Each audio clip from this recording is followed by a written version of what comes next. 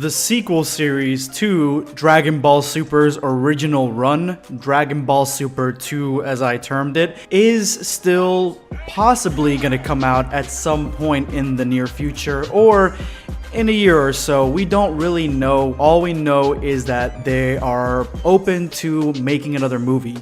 But a new series does seem like it's going to be likely on the horizon at some point, but we don't know. One thing that we can speculate on is what we would like to see in this new series coming up in Dragon Ball Super 2. What I would like to talk about today is relationships and how I think that they should be handled in Dragon Ball Super 2's release, and what I think they should focus on when it comes to the characters and relationships between each other or different things such as culture and heritage. Today I'm going to outline 3 different types of relationships and give you guys my thoughts and my ideas as to what they should do when it comes to these relationships, how they should expand them, make them grow, and which direction would be interesting to see coming up in Dragon Ball Super 2. So Dragon Ball's original run and Dragon Ball Super, there are several relationships in there, but the most famous are Android 18 and Krillin, and Vegeta and Bulma. Those are particularly the most famous ones that we have there. And then of course we have the relationships between the Z Fighters and Planet Earth, how Vegeta ends up having a relationship with those people on Earth and becomes more or less domesticated. For a brand new series to come back, these are the 3 top relationships that I would like to see and the ones that I'm going to be covering in this video. And yes, I know that there is a huge possibility, almost a definite possibility, that the new Dragon Ball Super anime will cover everything that we've seen in the manga, starting with the Moro arc. That is a huge possibility, and if not an indefinability. But just as an exercise for fun for us fans, for the squad, I want to talk about possible relationships and how they can expand in, say, a future timeline or a time skip. So the one main relationship that I just kind of want to get out of the way, it's not part of the 3, but it's something that I know it's going to come up in the comment section and discussion groups, is Broly and Chilai. Now, that's almost like a given. Dragon Ball Super 2 definitely needs to not only bring back both those characters, but expand on their relationship, because obviously there is one at the end of Dragon Ball Super Broly. So I think that's almost a given. It's almost a cheat given, so I want to go ahead and just kind of brush that one off, maybe for a future video, I'm not exactly sure. But today I want to focus on these top 3. A Universe 7 love relationship, a Universe 6 love relationship, and a Saiyan Heritage relationship. So the first one that I'm going to tackle is the Universe 7 relationship, and the one that seems to be the most entertaining. And I kind of wanted to go outside the box. I didn't want it to be a relationship between 2 people, and I know that sounds kind of weird, but I was thinking for both Universe 7 and Universe 6, a sort of love triangle relationship. Now, they don't have to do both of them, but either one would be extremely entertaining to see. So starting out with Universe 7's sort of love triangle relationship that I would like to see in the new Dragon Ball Super 2 is Marin, Goten, and Trunks.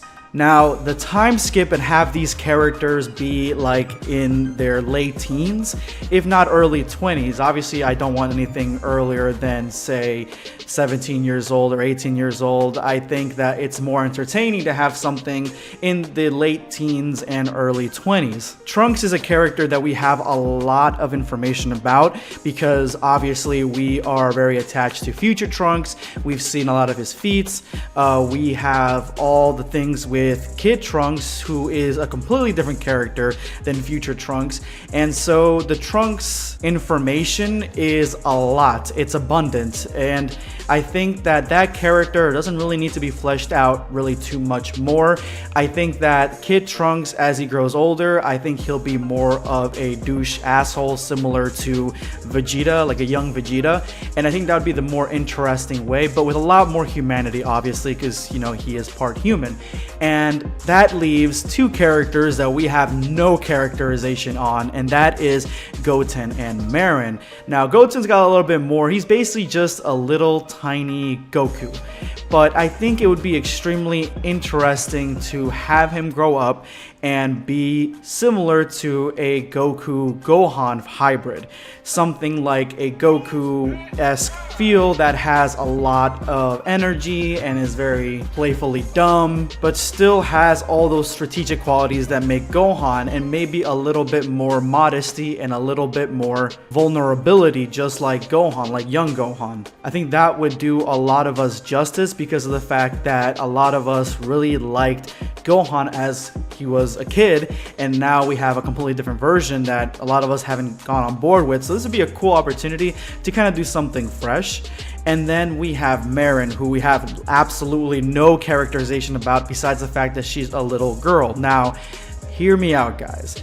Marin has a little girl, very much looks like Krillin, with no nose. But I think that Dragon Ball GT had the right idea. Once she's a teenager, once she's in her 20s, once she's a young adult, I think that it would be criminal if they don't go with this idea of making Marin look like a young Android 18. She could be extremely powerful as this sort of human/android hybrid and have a lot of hidden potential that comes out at random times, different abilities that people don't know she has, and she kind of just goes with the flow. I would have this character be very easygoing, maybe even a little bit stonerish, just really out to hang out, easy vibes, relaxation, and have her be extremely attached to Android 17, who is of course her uncle, and she probably hangs out with him all the time. Now, the best way for this love triangle to work is for Goten and Trunks to both fawn over her at the exact same time. Not too obviously, not to the point where it gets annoying,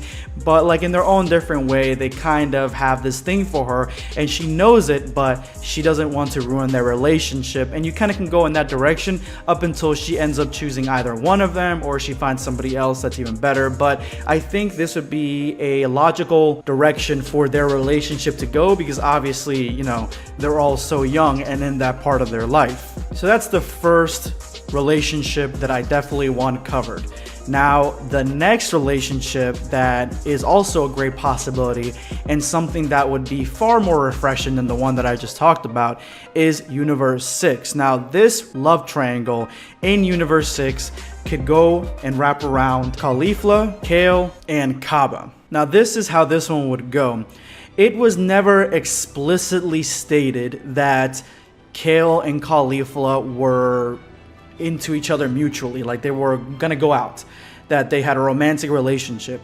It was more along the lines that Kale has this really huge crush or this huge thing on Caulifla, and I think that the Tournament of Power definitely focused on this the right amount when it came to her being jealous of Goku, even though they were just fighting.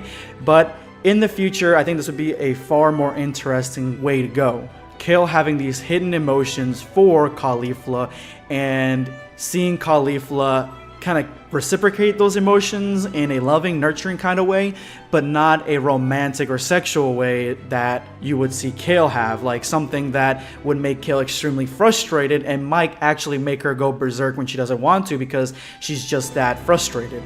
Now, Caulifla needs to be in love with somebody for this to work, and even though I kind of really hate Kaba, like a lot, because he's extremely disappointing and boring, I think this is the chance for them to make him far more interesting, and they make him more badass. This is the first guy that has ever really beaten Caulifla. He was Super Saiyan first, you know, he taught her how to become Super Saiyan, and so they could go back and forth. They can both be Super Saiyan 3s, and they can be sort of having this romantic relationship because they have a lot in common, and this could in turn make Kaba really, really cool, and we can make him far more badass and less of a bitch than he was in the Tournament of Power, and somebody that would actually gain Caulifla's attention and make her look up to him. And I thought it was a really great line back in the Tournament of Power where Caulifla was like, why would I ever look at a guy like him?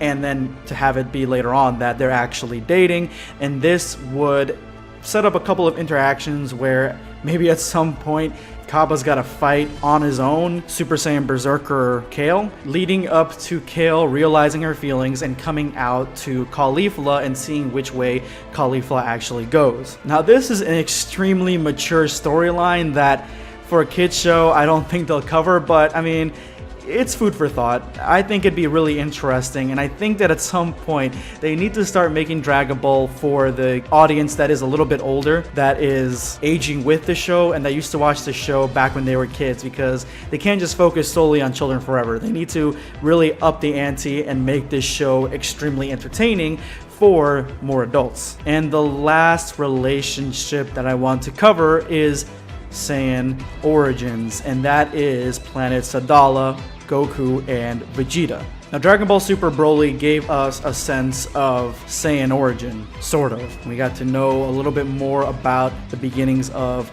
their relationship with Frieza, and then what happened after that, the destruction of planet Vegeta, and the survival of 3 Saiyans. Well, 4 if you count Vegeta's brother. And that's all well and good, but I think a far more entertaining relationship that needs to be covered is a Saiyan society that's still thriving, that is basically good, they're peacekeepers, and how that would mix with Goku and Vegeta.